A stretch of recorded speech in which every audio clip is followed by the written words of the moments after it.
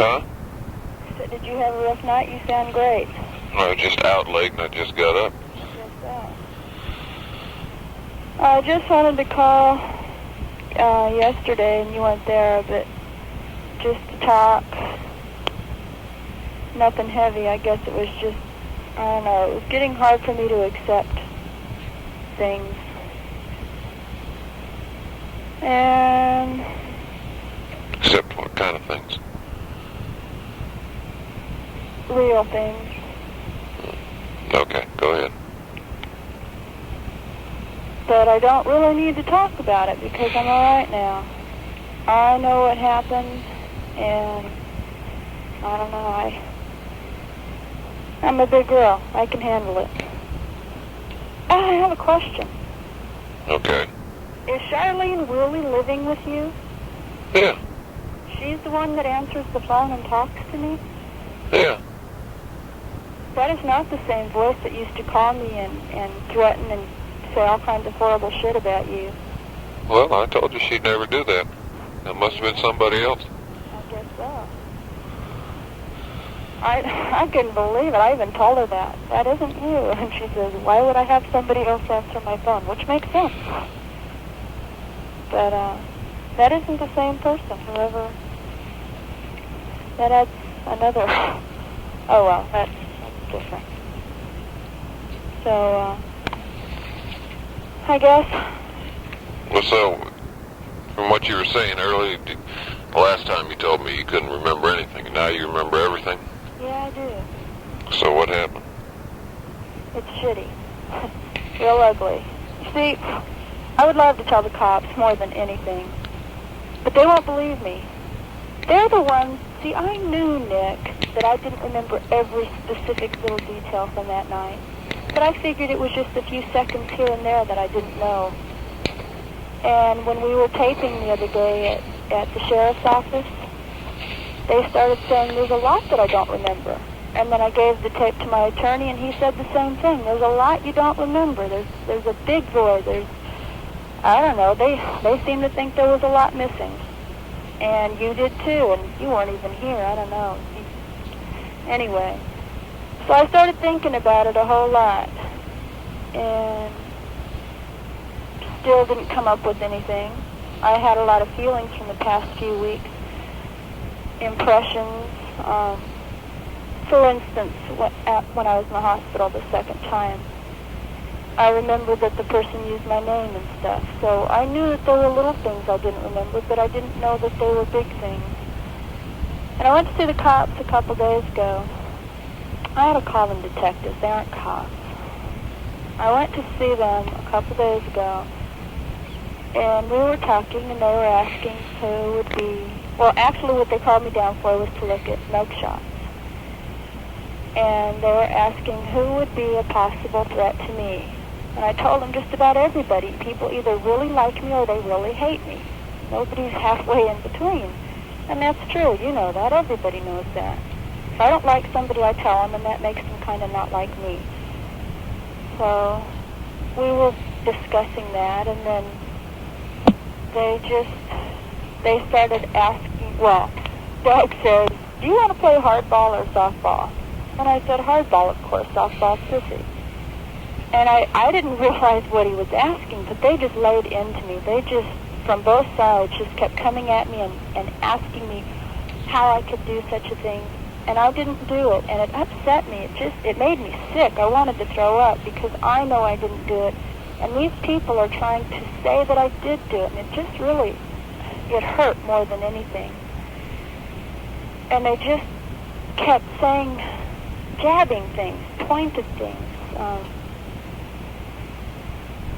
things that had pictures to them, like my kids getting shot. When people say it verbally that your kids got shot, I see it. And they just started doing this and just really messing with my mind. And I just started sinking deeper and deeper and deeper. And then it hit me, and I knew exactly what happened. And I couldn't tell them because they wouldn't believe me. There was a big void. I forgot a lot. I can't say how much time was forgotten, but a lot of shit happened. God, I can't believe it. And it is ugly. It's as ugly as when I was a kid. Really bad. And I can't tell them now because I don't think they would believe me. And it isn't important to prove it to them. Steve won. That's it. I quit. They can throw me in jail, and I don't care because I can't prove that Steve did it. Charlene didn't do it, Nick. And I want you to know that. You probably already knew it, and that's fine, but I didn't know it. But I know it now. So tell me what happened. I can't. I still can't say it out loud. I can't say it out loud any more than I could say it when I was a kid. It's just real. That I can't deal with yet. I can see it in my mind and I can live with it, and it hasn't flipped me out. But I just can't say it. And you're still going around in circles with me. You tell me everything except what I ask you. You go around. Your ugly stuff. I just want to hear what happened.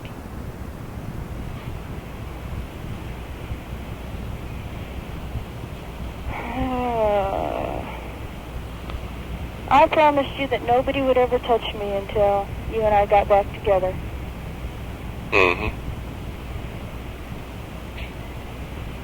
But I got touched, and I got threatened. What, that night? Yeah. Well, I still... Can't you put it in some kind of order for me? I suppose I could try.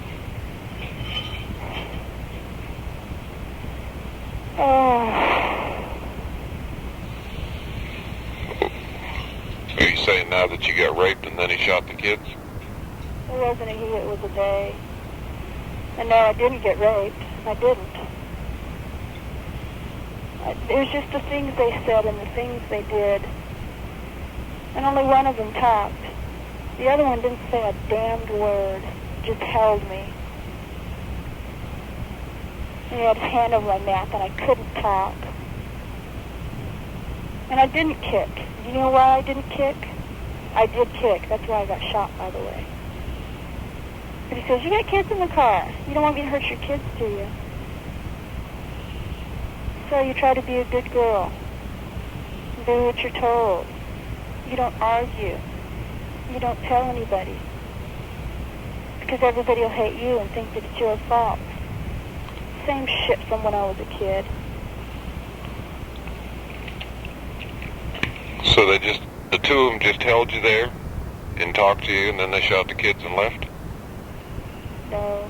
Then they said, I don't remember the whole conversation. My God, it's been 2 months now. I can't tell you everything that was said word for word. But there was ugly stuff.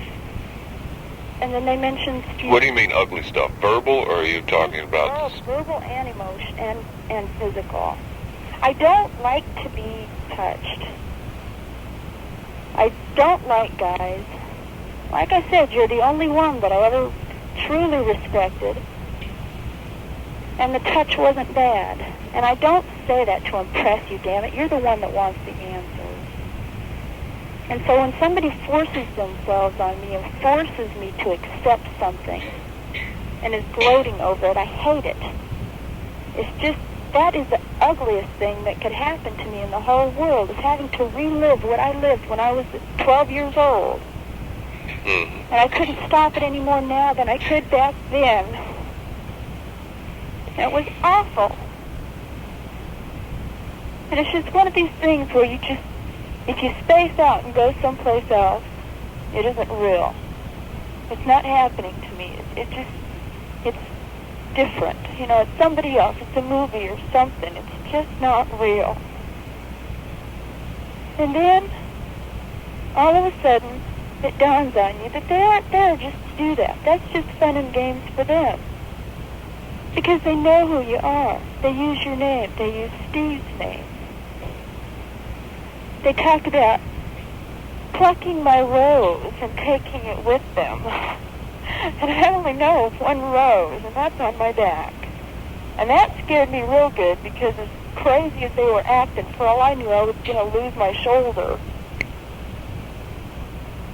And then they said the motive basically was to get me off of somebody's back, to get me out of somebody's life. That's why I told the cops that it was Steve, but I don't know that it was Steve. Greg used to do crazy things. Greg used to call up when I was pregnant with Danny and hang up, trying to convince me that a girl was calling Steve, thereby I would leave him. That type of attitude. Greg was doing him a favor. Steve found out that's what was going on and told Greg, knock off the shit. And Greg says, well, the best thing that could happen to you is if that bitch left and took those two screaming brats, Christy and Cheryl, which weren't screaming brats, and that stupid thing I was pregnant with and got out of his life. And that was Greg's whole attitude about me and the kids. So for all I know, it was Greg doing Steve another, quote, favor. I don't know. But we were going to get out of Steve's life, and he wouldn't have to worry about the kids anymore, if they were being taken care of or not being taken care of. And that Nick wasn't going to raise his kids, and stuff like that. They said all those things. And then they shot the kids. And yeah, I watched. That's right, I watched. Because that son of a bitch helped me, and I couldn't do anything. I hate. And then he turned around and said, he put the gun up to my head, and I just knew I was going to be dead next. And Christy was still moving, and Danny was crying. And I yanked my arm away from him, and I hit the gun away from my head, and I kicked him in the balls. And he says, oh, you think you're real smart, huh, bitch? And he grabbed my arm, and he shot me, and I yanked, and he missed. And then he shot it again. And then they just stood there and said, now let's see you get out of this.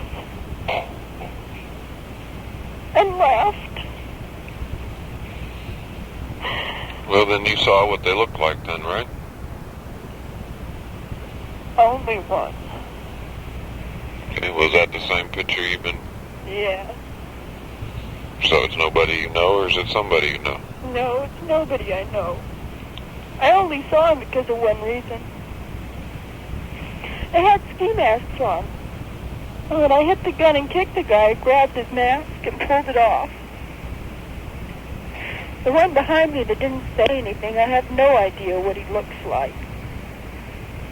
I can tell you that he was tall enough that his hot breath was in the back of my head. I don't know how tall that is. Well, taller than you. Yeah. Why would they do this? Who would hate me that much? I don't know. I just can't think of anybody doing that. Why don't, I still don't understand why you just don't. Have you told the police so many different stories that it's too late for your ass now? Never mind. I told them what I remembered. And they said, if you ever remember anything else, come tell us. Well, I didn't talk to him for a long time, and the only thing that I remembered was that the guy used my name and made a reference to my tattoo. Big deal. So what? That isn't going to find who it is. So I didn't tell him. And then when I went a week ago to talk to the sheriff, and they started talking about blank spots, not enough answers or whatever, and I started thinking, I started realizing that there were things that I didn't remember. And so I told them about the name and the tattoo. And then they started taunting me and saying I was making it up. And it made me angry because they're the ones that said that I didn't remember stuff. They're the ones that made me try to remember. They're the ones that put me through this shit. And when I try to tell them what I remember, they start saying, sure, Diane, we don't believe you. And I lived with that all my life with my dad. And then with Steve. You're the only person that ever believed whatever I said, except my kids.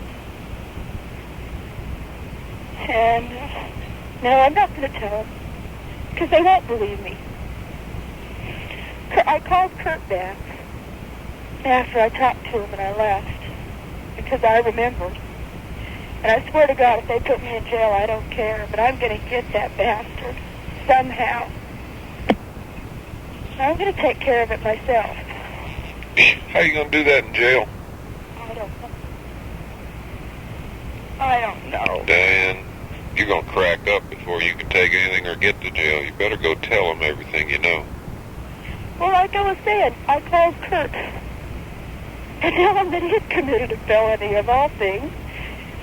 I told him that I had tape conversations, and which I do, and he says that's a felony. Well, I didn't know that. Fine, I guess I just can't use the tapes. He says the only way you can tape somebody's on the phone, and that's fine. But if you tape them without telling them and you're talking to them, then it's a felony or something. Well, anyway, he made a reference to a newspaper article that he had read about me. And I called him back, because I know where he read that article. He got it out of my mail. It was from the Washington Post that Karen from back in Kentucky had sent me, from Dr. Levine's office. Mm-hmm. And when it got here, it was open and had official seals, postal seals on it, because it had been opened. Mm-hmm. And so I asked Kurt about that, and he says, I don't recall where I got it from. He says, it was an out-of-town newspaper, and I said, yeah, like the Washington Post. He said, you got into my mail and you committed a felony.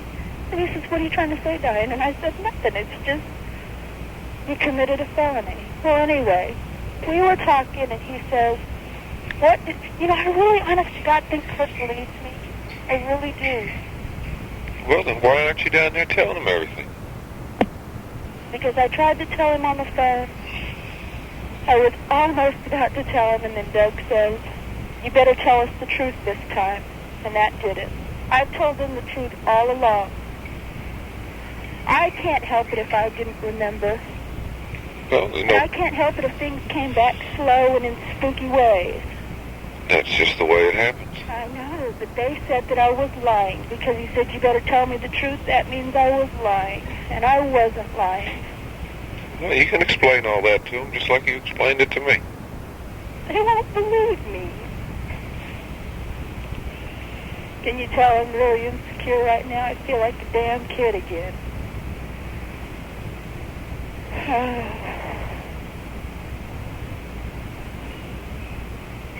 I don't know what's going to happen when this is all over. Right now, I don't care. As long as Steve thinks he's safe, or whoever did this thinks they're safe, then my kids are safe. Like I told them, they said, what if he kills again? He won't. Right now, he's probably scared shitless, and he isn't going to do a damn thing for fear that he's going to be suspected. They asked me why somebody hasn't called. Well, I can tell you people call and hang up. For about a week and a half or two, for about a week. It stopped about a week ago. But for a week, somebody called about 3 or 4 times a day and hung up. To be honest, I thought it was Charlene, because it was right after you gave me your phone number and said that I could call if I needed to. And I thought it was Charlene. I'm positive it was. I'm sure it wasn't too, because this person called at times of the day when I wasn't here, and Charlene, I think, knew that I was back at work, because I told you I was back at work. So it would be silly for her to call and hang up. So I don't think it was her. She would have called when she knew I was here so that she could hang up on me, not my mom or my brother. So somebody called and hung up. Then I figured it was just the cops trying to force us to change our phone number or something so that we would quit talking to people, because people were calling and giving us leads and stuff. I didn't know who it was. For all I know, it was this person, but it stopped. So I don't know who it was. I don't care who it was. But the person hasn't made a threat on my life. And that's simple to understand. They're chasing me so hard, why in the world would he fear for his life? You know what, though? I kept asking Kurt for a guarantee. I don't like gambling. I've never liked gambles. I always lose when I gamble. And I kept asking Kurt, if I told you everything that I could remember, if I went to a shrink and brought it out somehow and I remembered everything and was able to tell you, could you guarantee that you would be able to prove who did it?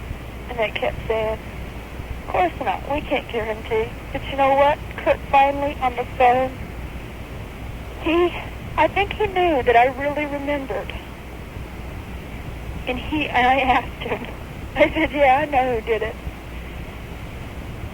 And I said, but can you guarantee me that that person can't get back at me and can't kill my kids? And he said, yeah. For the first time, he really gave me a guarantee. Well, do you know who did it? It was either Steve or Greg, because it was done for Steve. Yeah. It was done as a favor to Steve so that Nick would never raise those kids. And so he wouldn't have to ever worry about them again. And now Greg's gone with $4,000. Yeah, as far as I know, that's true. Steve said the last time I talked to him about Greg, which was a couple weeks ago, Greg disappeared and split with $4,000. I don't know what's up. Well, that's... sounds like something you ought to tell Kurt. I know. I should. I really should.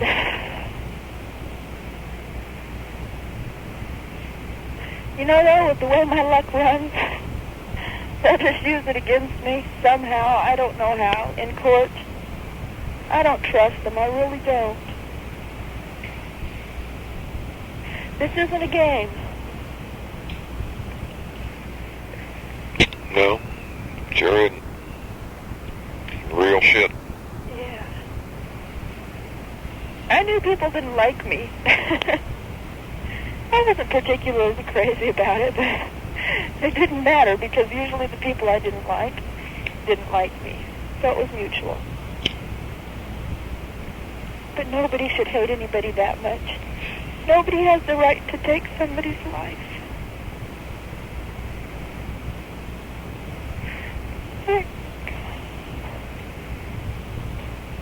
I was watching TV the other day. MTV. Yesterday, as a matter of fact. There's an Asia video with this woman that does gymnastics and flips all the way through the whole video. I don't know if you've seen it. No, I just have regular tea. That's right. I don't buy that shit. I forgot. And, it just reminded me of Cheryl. Because that's what she used to like to do. Oh, God, Nick. I miss them. I'm sorry, I shouldn't be crying. You don't need to hear me crying.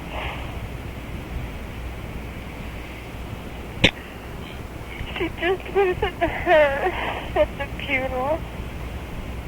God, even when Cheryl slept, she didn't look that straight.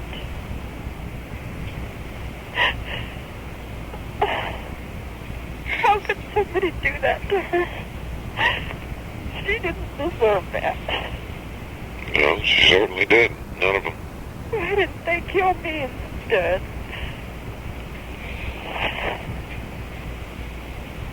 God, I miss them. Oh, shoot. Diane, I think you need to just rest today and try to think real clearly the rest of today. And write it all down on paper if that's what it takes you. And go down and talk to Kurt. Either tonight or tomorrow after you get off work. I don't have to write it down. I keep tapes. Almost every day I talk on a tape and say what happened that day. Right from the beginning. I've got it recorded when Paula interrogated Christy. Got it recorded when Dick Tracy told me I had to prove my innocence. I've got it all recorded. I know exactly what happened every day. I know exactly when I remember certain things. I don't have to write it down. Besides, I talk too fast. Ask the detectives. They always take me because I think Doug said even if he could take shorthand, he couldn't keep up with me. Yeah, well, sometimes you don't take a breath, that's for sure. I'm not going to call you anymore. I don't guess I need you. I know what happened, and I can live with it. I don't like it. And it's ugly. But I didn't slip. Okay, well, if you got your shit covered, then you got your shit covered. You know better than me. I miss you. I still respect you and I still love you. You're the most honest, sensitive man I've ever met. But I don't have time for you anymore. All things change.